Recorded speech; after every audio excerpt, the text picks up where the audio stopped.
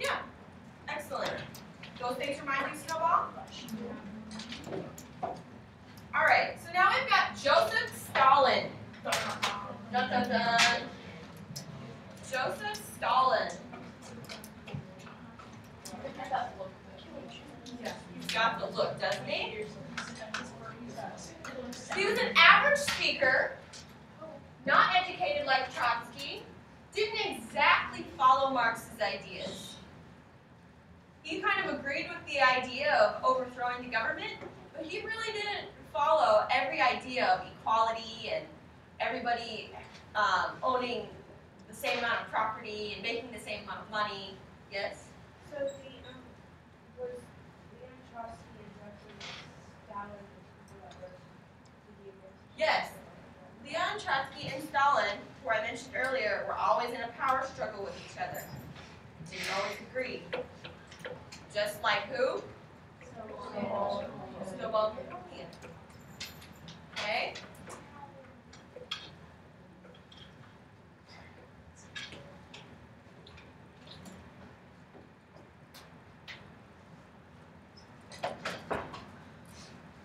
He craved power. He was willing to kill for it. He used the KGB, allowed church. Well, I didn't finish that sentence. He allowed the church to kind of control people's feelings and thoughts. And he used propaganda. He propagandized. That really worked for him. He was amazing at using propaganda. There's all kinds that you can see with him in it.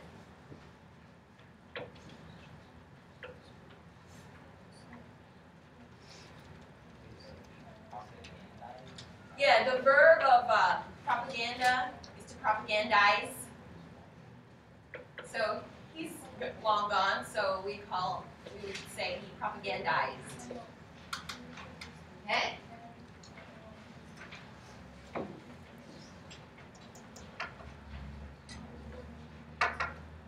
Who's that? Napoleon. Napoleon. Where did you find him? On the internet. You just look like pig in a suit. I looked up Napoleon from Animal Farm. Really? Yeah. There's a lot of versions of this story. There's movies, there's art, there's everything. Yeah, there's actually 2 movies. I'll show you part of it. So, who does Napoleon represent in the Russian Revolution? Joseph Stalin. Tell me something about Stalin. Yeah? He would do anything for power. Do anything for power. Yes? He was just an average speaker, not as good as who? Trotsky. Trotsky. Yeah, Brady? Not as educated as Trotsky. Yeah, he didn't have the same education. He was not Yep. Right. We use the church to persuade people. Good. Excellent. Okay, you guys are getting it. Everybody with me? Yeah. Yeah? Wait, is this for the next? Is this? No, this is still Stalin here. So he benefited from the fact that education was controlled. Remember how Napoleon had those babies? And what did he do with those? Not the puppies, his own children at the end, in chapter 8 or 9? Yeah? Yeah, he got like dog biscuits. Then he had pig babies, his own pig babies. He made a school kind of thing for them. Yeah, he made their own school for them to be taught in. He controlled the education of his own children. Didn't necessarily care about the others. So in his sinister way, we can say that Stalin was a sinister man. He secured his power base and engineered the permanent exile of Trotsky in 1929. Who's Trotsky? Snowball. So he helped to get him out of the picture. You guys with me? In my picture, Napoleon is riding a sheep.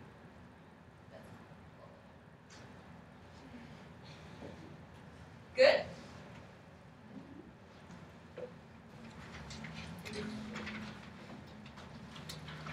But the exiled Trotsky was still very useful to Stalin, as he now had Trotsky to blame for all of his problems and difficulties that Russia suffered. When do you remember this? Do you remember this type of event happening in Animal Farm? Tell me about it. Somebody back here. Yeah, Max? Well, if there was for instance, when the windmill collapsed, like during a storm, he said that like the animal morale kind of dropped. He said that it was Snowball who like came in during the night and like destroyed it, so it kind of got them like furious and back on their feet and wanted to show Snowball. Yeah. He was on. He blamed Snowball for the windmill. He blamed Snowball for pretty much everything. Did some of the animals think that's still that they helped him? Yep. Did they actually?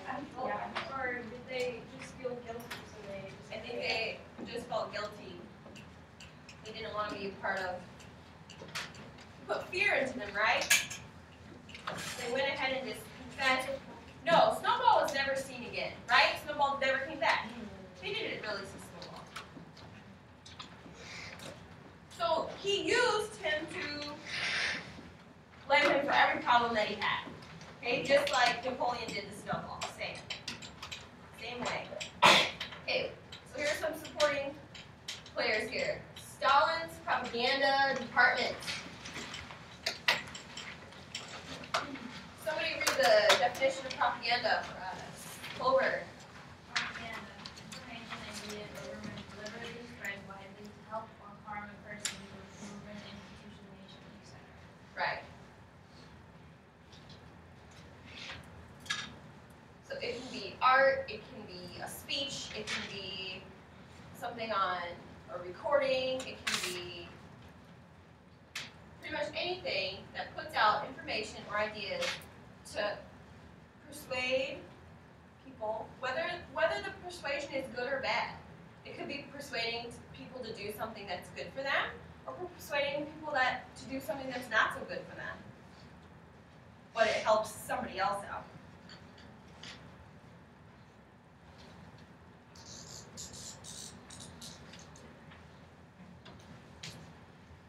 Propaganda is a very persuasive tool.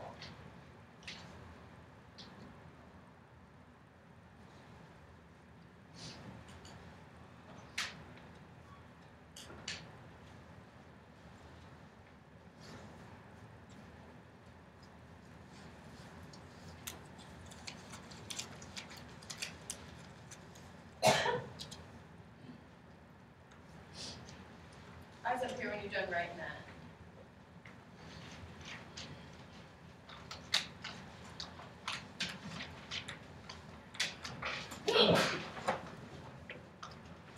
Okay, looks like you're pretty much done with that. Okay, great. So here's a look at some propaganda. This is some Russian propaganda. This is in Russian, and I believe it says, "Have you joined your army?" What is it trying to persuade people to do? Join the army. Fight for, do you recognize this color? What does this color represent? Communism. Yeah.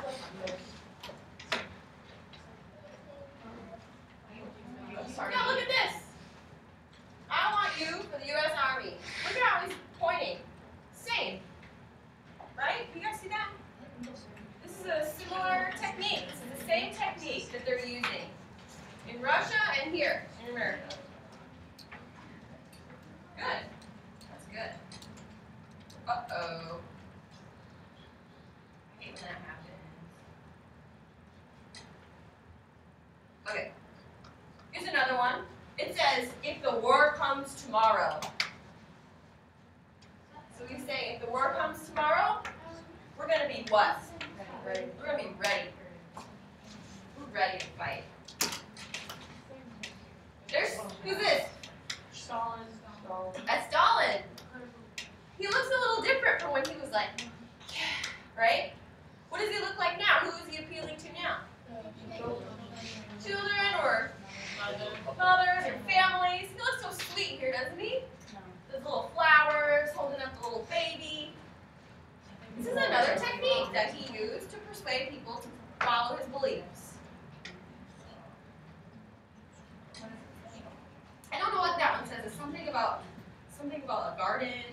I couldn't find the translation on that one. Squealer. Who does that remind you of? Who's very persuasive? Who turns black into white?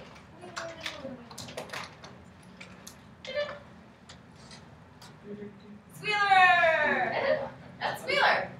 Remember at the end he walks on his hind legs? Flicks that little tail around? Squealer. Is this from the movie? That one's not from the movie. The writing If the movie's animated, then that's all. This is not from the animated movie. Can we see one of the movies? I will show you a bit of the movie. Not right now, but. Okay, now we got the KGB, secret police. Whose police are they? Who do they protect? Stalin.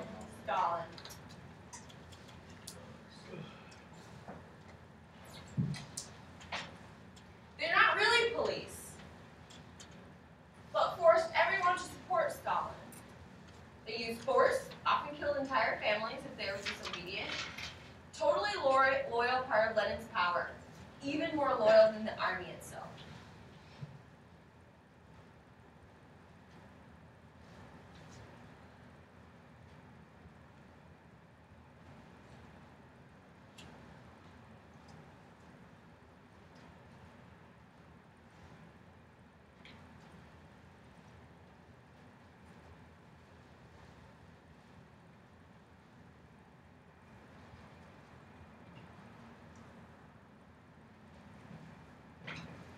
Who does that remind you of?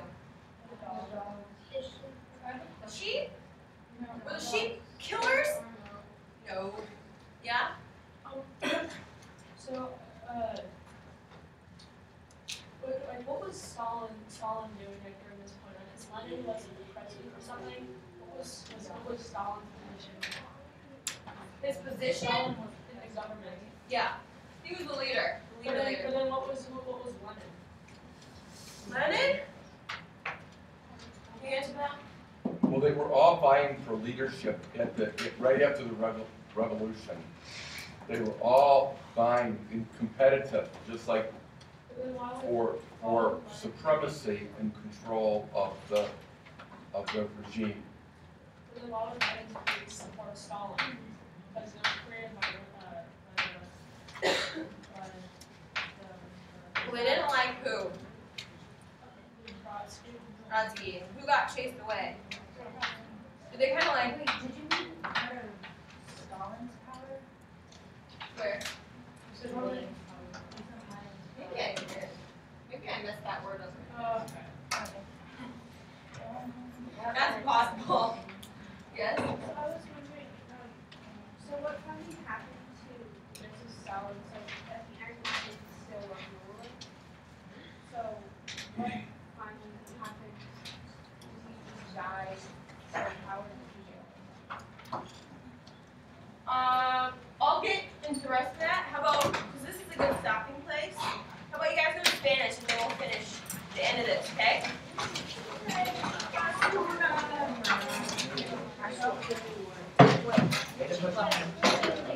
think a lot of the biggest